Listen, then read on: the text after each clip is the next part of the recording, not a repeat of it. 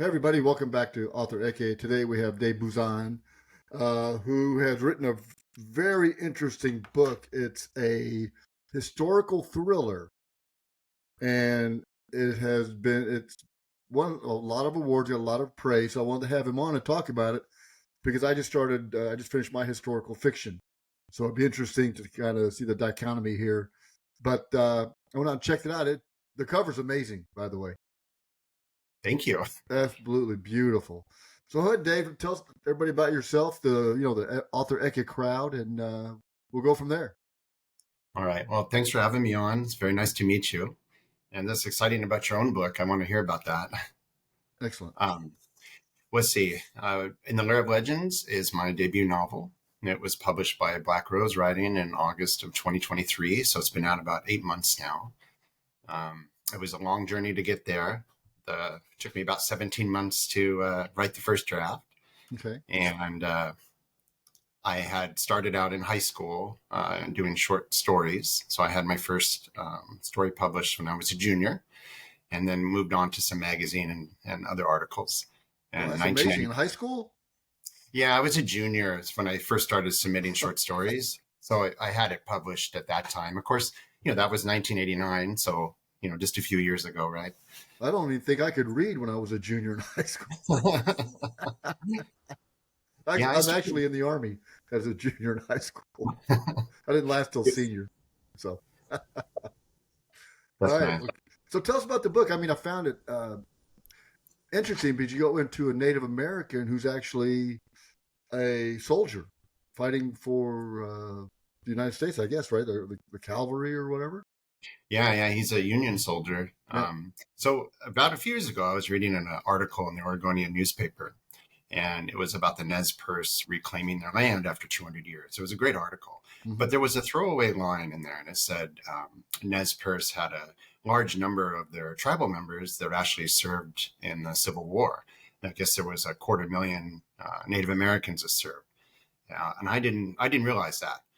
So that just led me to do another research, and as I did, it just came to me, boy, this is a hero, Mm-hmm. because so many of those tribal members that served, what they faced on the battlefield, either it's violence or racism at the time, was even worse sometimes when they came back home, because they weren't looked at as heroes. They were looked at as traitors Right. for fighting for the white man and so on.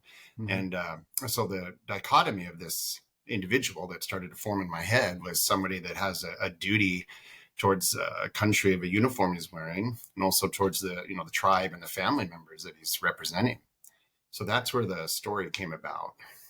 So was it difficult for a Native American to join the Union Army, or were they put with regular units, or were they somehow segregated, or that's No, because that was before the Indian Wars, really? I think right, 1860s or so.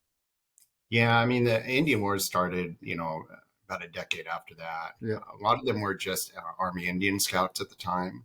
A lot of them were used in the cavalry, but mostly from a scout Mm-hmm. perspective, Mm-hmm. which is what mine is. And so I just kind of base that in that historical I fact. was a scout in the Army, as a matter of Yes, fact. I read that in your bio. It's amazing. Yeah. I didn't have a big bear in back of me though, except the Russians. Except the Russians there. Oh my goodness. So you came up.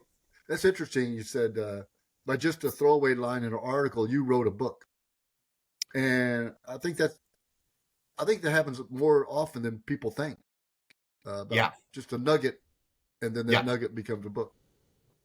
Yeah. It's hard as an artist. You're looking for those creative gateways. So Mm-hmm. you're looking for a way into your own story. Sometimes it's not the story or the plot that hits you first. It's just like you said, those little nuggets. Right. Yeah. One of my favorite stories is actually the Oscar winning composer, John Barry, who was writing the score for Out of Africa. Mm-hmm. And he said he was having trouble at the time finding a way into the score.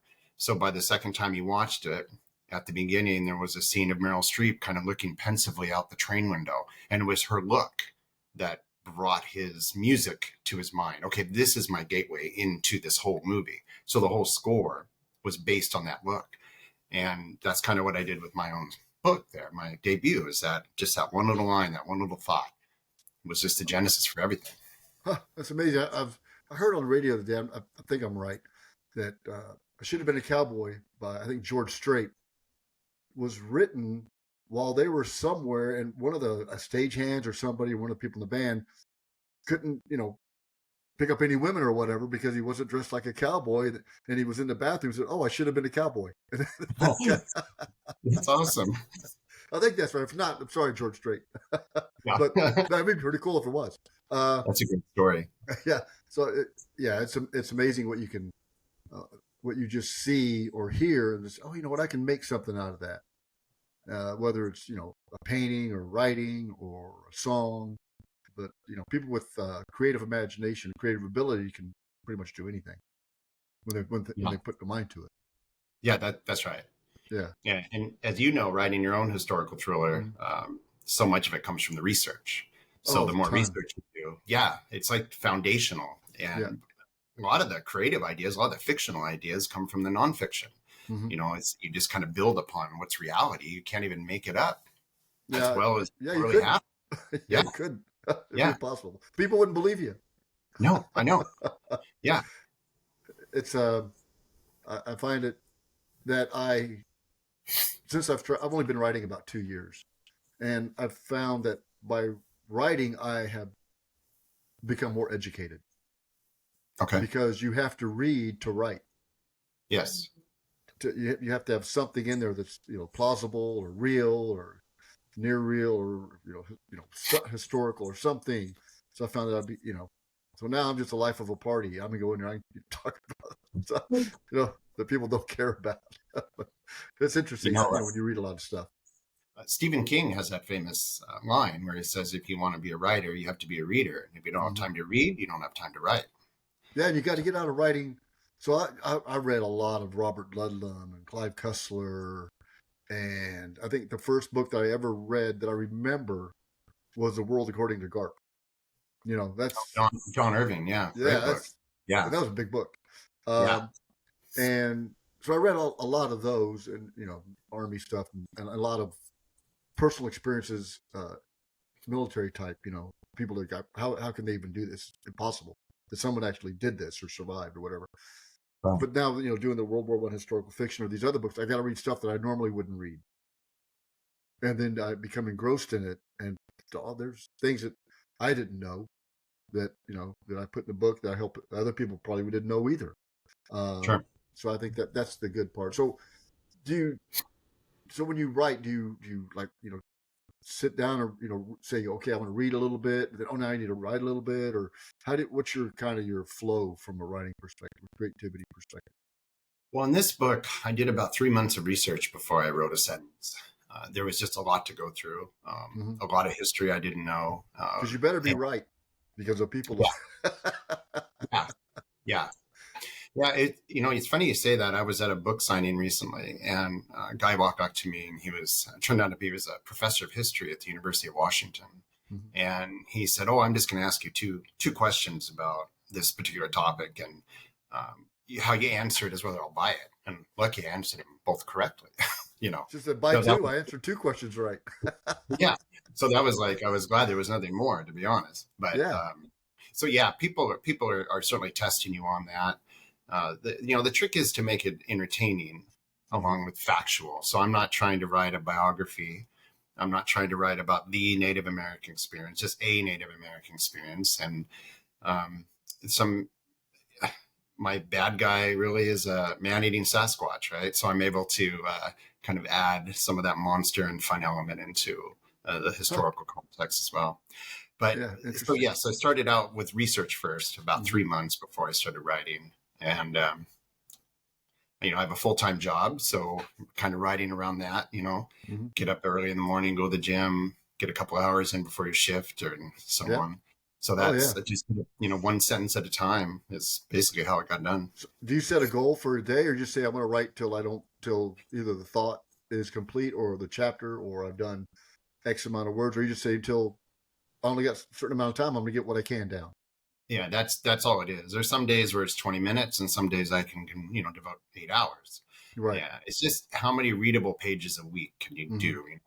So I think a realistic goal was 10 pages a week for me. And that's kind of what I said. That's probably about 1,000 words, or maybe a little more, maybe. Yeah, that's right. Yeah. So do you when you write, do you write and then go back and edit, or do you just write it and then edit or reread it? When I reread, I'm usually editing as I go. Okay. So I'll finish a chapter and then go back and reread it. And the hard part is to being stuck in the past as you're writing. Like you just got to go forward. So Yes. sometimes you're like, okay, I know this chapter needs some work, but I got to go to the next chapter, Yep. otherwise I'm stuck here forever. Yeah, you don't want to So become repetitive or have the same thing, kind of over. You want to be able to have something. So do you outline, or do you pantser, or do you kind of hybrid? yeah, this one I actually outlined very well. Things changed, of course, and that came from the research. Hmm. So just things where I thought it was going when I had to research this certain thing, it's like, oh no, I need to do it this way. I actually wrote the epilogue first before I wrote anything else, which is unusual for me. Yeah, I knew the ending. I knew the ending of my of the book uh, Yeah. when I wrote it. Yeah. Oh, okay, that's good. Yeah, Yeah, a lot of writers don't, so that's a good place to start. Yeah, yeah. if you know where it's going to end, you can know where to start. Hmm. Yeah. So do you have a format? Do you use Word, or I mean, do you use like AutoCrit or handwriting? I mean, do you type it or? Yeah, no, actually, I do a lot of handwriting. It was fun. Sometimes we have a lot of like trail and picnic areas here in Oregon, so spending an afternoon by the You got the Oregon waterfall. Trail. Yeah, exactly. Yeah, yeah. So yeah, handwriting. I like doing that as well. And then I just transcribe it back to Word, but Word is what I use Oh, to okay. write. All Yeah. right. So when you go to the library, they go, "Oh no, here's Dave again. He's going to want." I know what he's looking for. Do you research online? You go to the library. You buy books. I kind of. My wife says you could probably you go to the library and read the book, but I'd rather buy it because I want to keep it because I'm probably going to use it again for Yeah, for some a things. lot. A lot of books I bought, but mostly it's going to the library, and it's like for me going to the gym, just getting in the car going. It's more of a I'm going to Yeah. do this. Same thing with the Right. library. Going there, actually, you're going to do the research instead of Hmm. looking up Google stuff until you're wasting time. So to Yeah. Then me, you get it's off on a tangent looking at something else. You go, that's not even what I yeah, started with. yeah, right. So it's but online research is great too. There's just Mhm. it's just a lot of facts that aren't true. So you just gotta Yes. you researching and what's backing that research up and so on. Yeah. I But was again, thinking about going to the National Archives actually and doing some research. You got to kind of plan it in advance. oh Um, wow, but my son lives in Northern Virginia, so it wouldn't be a problem. But just oh that'd be to great. look at some of the original documents through a, microfiche. So put folks that don't know what a microfiche is, it's a big Yeah. box that you put something in, the light shines of it, and you look at it like a screen. That's my Hmm. that's my Hmm. a lot of That's true. papers are in that or were until they're Absolutely. probably digitized. Yeah. Uh, so do you have to write in a sterile environment? Can you write with music, your headphones? How's that? Well, I'm a film score aficionado, so Huh? 99% of the stuff I listen to are film scores, and I can't write without it. So that kind of music fosters creativity for me. It offers free association. So, Yep. yes, it can be the music from Jaws, but it can also be the music of my book. Hmm. Yeah. So, I have my headphones. I just have scores nonstop. I can't write. If I listen to Jaws, I would have to type real fast because I'm going to get out of the water. Yeah, exactly. Exactly. Or Yeah. before the shark eats me, I got to get this thought out. Yeah. Yeah. True. So you wrote short stories, and so what? Just reading that article made you want to write a book, or did you always want to write a book? Well, I'd always want to write a book. I after high school, I went to the Vancouver Film School up in Canada. Hmm. I graduated in 1994, Hmm. and the 15 years after that, I spent with agents and screenplays in that world. I had a Right. few scripts optioned. Had some great agents, but there was a series of heartaches with that. Hmm. And I felt like I had done everything I needed to do, and just couldn't go any further with it. And so I just walked away basically from creative writing for about a decade of my life. Oh wow. Yeah, I just had given it everything that I thought I could give. Hmm. And during the pandemic, actually in late September of 2020, we had some wildfires here in Oregon. Actually, it was our worst wildfire season in decades. So I was at work one day, masked up, and the wildfires were out there. We could hardly see. My mom had called me at work to say both of my cousins had to be evacuated because the fires were Oh, coming out. wow. And yeah, and I just walked outside, and I know this sounds dramatic, but I just looked out at the fires and thought, this might be the end. And the first thing I thought of was I just didn't accomplish what I needed to Hmm. accomplish with my writing. So, like Rocky says in the sixth movie, there was something still in the basement. And that's just what I felt. And I just, at that moment, I said, I'm going to write a book. I'm going to do it. And came home that night and told my wife, I'm going to write my first novel. And And that's you where it did. came from. I did. Yeah. And, believe it or not, that article in the Oregonian was around that same time. So it was just one thought led to that. So I guess my subconscious was already looking for a book. I Mhm. didn't have an idea at that time, but that was the idea that came. And the book's Very, done very very well. I mean, some Kirkus and some other things is doing very well. Yeah, Some, I'm very blessed. I mean, yeah. there's been 6 awards for it so far. It's been an Amazon bestseller off and on Hmm. since it was published, and Hmm. I'm just really happy about the response to it so far.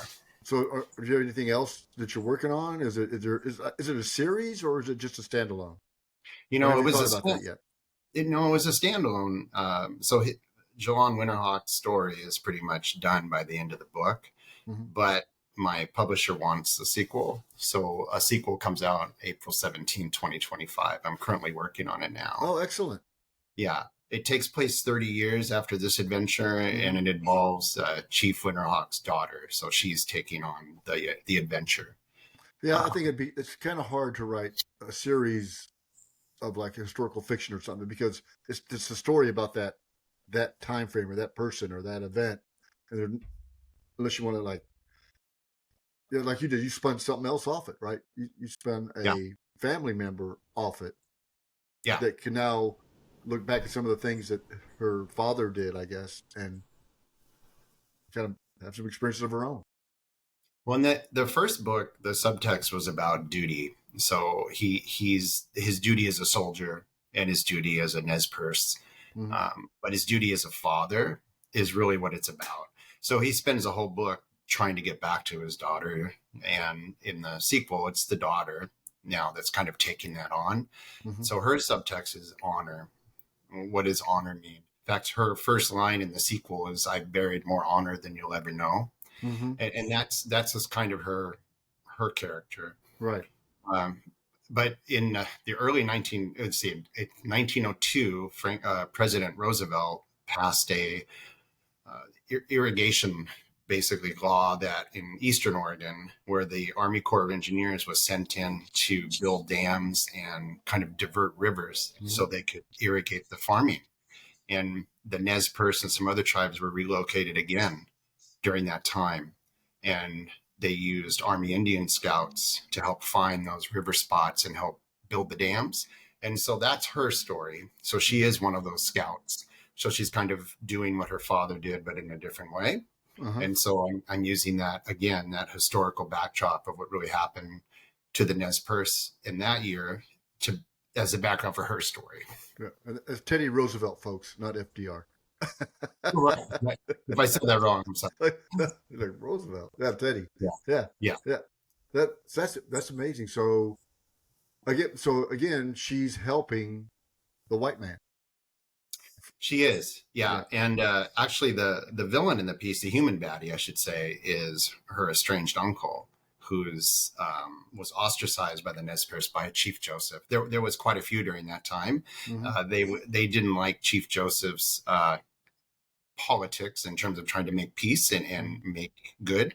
Um, so they would do their own thing and murder and everything else. Right. So a lot of these were killed for what they've done. And so that's the bad guy in my second book. He's So what's been totally, the reaction of the tribe, or is there still the tribe around or anything? yeah. I've had some great reactions so far from Native American readers.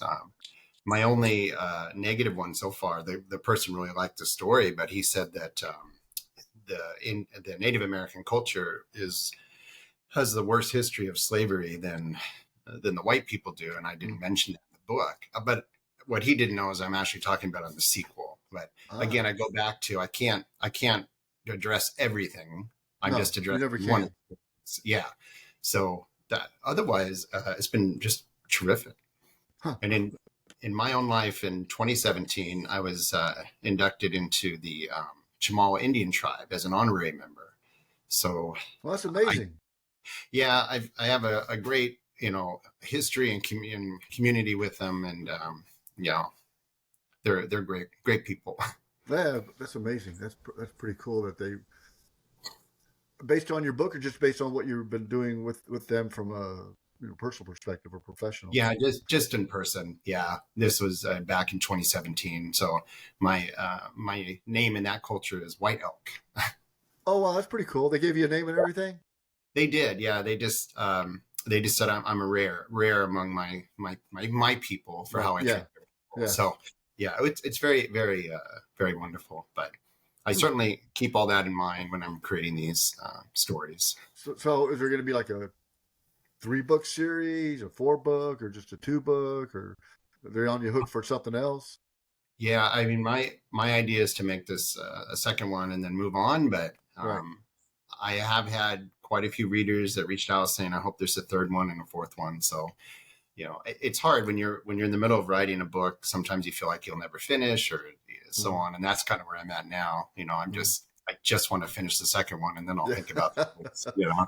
As the pages get more, the words it's sometimes a little more difficult to write.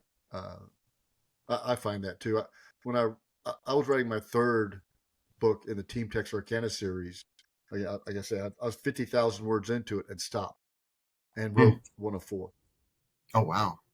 dead stop, Wow. and turned 100% of my attention to the book and research and writing. And I had a historian from SMU and University of Nebraska look it over from a historical perspective. The things that are historical in there, they're correct.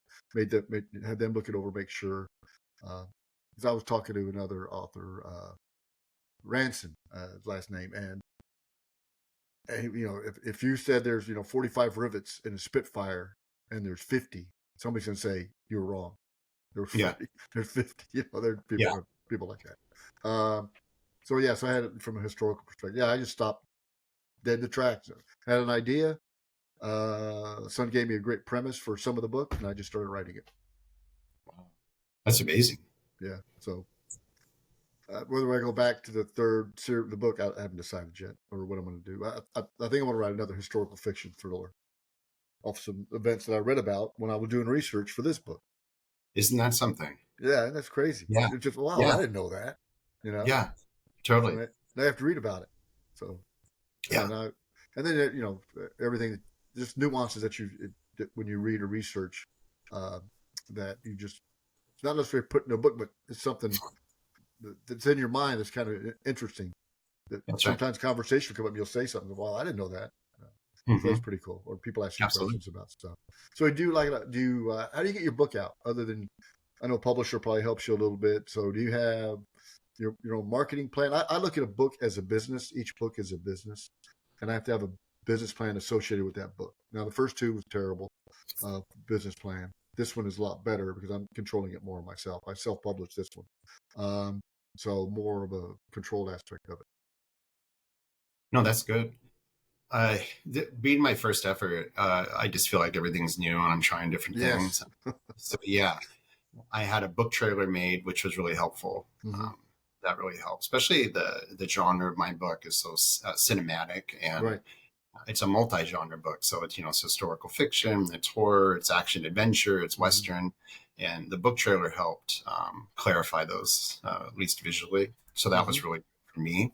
Right. Yeah, yeah, and word of mouth has just been really my Yeah. best friend in all of this. Yeah. I do. Other. Well, I'll do local signings like at Kroger's. They have a program that Mhm. have those. Or I've got my book launches on the 4th. The book comes out Wednesday, the 1st of May. Wow. The book launch is going to be in a brewery here in town in Allen, Armor Brewery. And then I got one at Intrabang Books in Dallas on the 31st of May. So just getting it out there and meeting people. being more from a social media perspective, getting things out. I do my own trailers. So, yeah, I mean, but I enjoy it. I'm pretty good with the computer. It's fun. Yeah. I had my book launch at the Heritage Center here in Salem, Oregon. Oh, So it's a nice. cultural museum for basically Old West Oregon. Yep. So they really liked my character and the Hmm. premise. So it was fun actually having it there at the museum. Yeah, I was thinking about, getting a hold of World War One museum, and having something done there. And I actually went to Northern Virginia last weekend and gave a copy of the book to the public affairs officer of the Third Infantry Old Guard. The, the That's sentence. awesome. Yeah, Wow. because I dedicated it. It's about that. It's a lot about kind of that. The Tomb of the Unknown Soldier. Um, so I wanted to do that, give it to them, and then we'll try to do maybe something at the National Museum of the U.S. Army, and then I'm trying to. Some folks said it's a leadership book, so I'm trying to get. I sent one to the Sergeant Major of the Army. Yeah, so Sure. we'll see. I mean, Yeah. I'm a pimp. I'm a book pimp. I mean, Yeah. Yeah. you Yeah. I know, mean, the answer is no if you never ask, right? exactly. If Yeah. someone might like it, it just takes one person to, oh, that's cool, and That's right. go viral. That's right. Yeah, so that's interesting. So, what do you do in your spare time when you're not writing, walking on the trail writing? Yeah. Well, love to read. I know, so I'm always reading, listening to film scores. I'm a, film school graduate, so I'm all about watching movies all the time, Do you studying. compose it all, or you just aficionado of it? I'm just aficionado. And Mhm. actually, my mom said I started listening to it when I was 6 years old. What's your My mom, favorite? What's my the favorite best is one? my favorite is Jerry Goldsmith's Rambo: First Blood Part Two. That's my favorite score of all time. I Yeah, thought you were going to say like Chariots of Fire. I'm going, please don't say that. Yeah. Well, I like It is Vangelis. good. It is good. Yeah. No, yeah, Jerry Goldsmith's my favorite composer, but that's my favorite score. Is the second Rambo. Huh. So when you Yeah. watch a movie, or you're like, okay, like a new movie. Let's say you haven't seen a movie. Yeah. You go, okay, and they play the music. Okay, does it help you get into the movie, or can it take you out of the movie? Both. Yeah. It mostly helps me get in the movie. In the film score world, Mm-hmm. there's a thing called spotting. And spotting is where a composer sits down with the director and watches the film for the first time, Mm-hmm. and they're deciding together where music should be and not be. So it's an emotional reaction Right. that the composer has. And to me, Mm-hmm. that's the most fascinating part of the art form. Yeah, if we go back to Jaws, John Williams conditioned the audience when they hear the shark theme that the Oh shark is yeah, there, that's going to be which helped bad. exactly which helps Spielberg, Steven Spielberg, couldn't make the mechanical shark do 90% of the things that were scripted. So John Williams really helped Mm-hmm. bring the shark to life when there was no shark. But throughout the movie, there's like the scene with the boys that have the fake shark fin. He does not play the Jaws theme there, so he's not pulling the wool over the eyes of the audience. Mm-hmm. But then the other time when Richard Dreyfuss is swimming by Ben Gardner's boat, there's Yeah. the shark theme in the background, and then all of a sudden the head pops out. It's not the Yeah. shark. So that kind of stuff is fascinating to study Mm-hmm. and to listen to. Why and why not? Right. Yeah. I like a lot of the songs from like Apollo 13. Yeah, The movies that put a lot of the music of the time period sure. in that movie to help kind of reflect back. Oh, what were you doing then? Because you a lot of stuff you remember what you're doing based on a song. That's right. You can hear a song and it'll take you back 30, 40, 50 years, and you know That's right. exactly where you were at. True. There's that some kind of Yeah. memory built into that. And that's a great score, Apollo 13, James Horner. Yeah. Yeah, Yeah. really. That cue he does for the liftoff is quite Mm-hmm. emotional. Probably Oh yes. one of the 10 best cues that he's ever written, I think. Yeah. I do. I like listening to we're watching Ten Commandments or something. I mean, there's just a lot of good uh, music out there, That's right. from the films and stuff. I guess that's probably started from the invention of sound in movies. That okay, we need to put some music with this, because all Yeah. they had originally was somebody playing a piano in the Yes. theater, right? So Yeah. now we got to put music, not just voice, but music with that. You know, that people the relate. genesis of film scores was actually Max Steiner with King Kong, the original. Mm-hmm. That's probably the first major film score that was ever written. And he had a hard time convincing, I remember there was a story he was talking about with the producer saying, how are you going to explain to the audience where the orchestra is? And he says, I'll tell you that after you explain to the audience where the cameras are. And so that was his Yeah, way. And yeah. yeah. And so he added that emotionality to it. He added the suspense, and that's really the modern film score can be traced all the way back to King Kong. Wow, It's been that's around for a time. 30s, In 30s, right? 1933. Yeah, Yeah. yeah. If you look like the original Dracula and Frankenstein, those don't have scores. They just use classical music over the main titles, Hmm. and that was the norm back then. It wasn't music. But Well, like who you would have said, thunk it? This turned into a podcast about movie scores. oh no, That's a good people's thing. We can talk about anything. people's hobbies are fascinating when Oh yeah, it's like, wow, I didn't realize that. Or, yeah, exactly, exactly. So do you have the book at all? So you show the people the cover or anything? sure, Yeah, I'd like to see that. Say, folks, yeah, that's an amazing cover.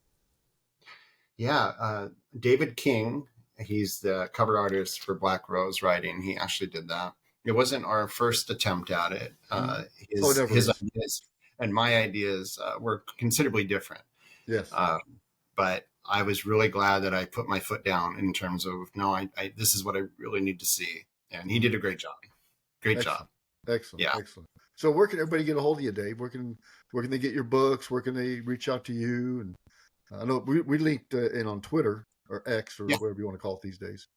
Yeah. davidbuzan.com is my website, and that has links to where you can order the book from Amazon, Barnes and Noble, Pal Books, and so on. And it's also got links to all my social media. It has my email if you want to drop me a line. I think that's the best way to get a hold of me. Excellent. So we're gonna have to look forward to the second in the series of however many Yeah, of how she takes over the honor, the leadership of her family, and that's right. Yeah, and the it's called the Wrath of Legends. So it'll be out in 2025. 2025. Hey, it's around the corner, folks. Yes, If we can make it, we'll be right around the corner. yes, that's right. Yeah, Oh yeah. Well, great. Excellent. Excellent. Well, Dave, it's been a pleasure talking to you and meeting with you and learning about movie scores. I never would have. If I walked in my office and said, "Hey, Travis, what's this podcast about?" That would not have been on the top 10 or even in the anywhere in the realm of possibility. Would that have been in there? But I appreciate it. I like you well, educated. well, thank you, and I appreciate the chance for being on your show. I appreciate it. Thank you. Thank you very much. Bye bye. Bye.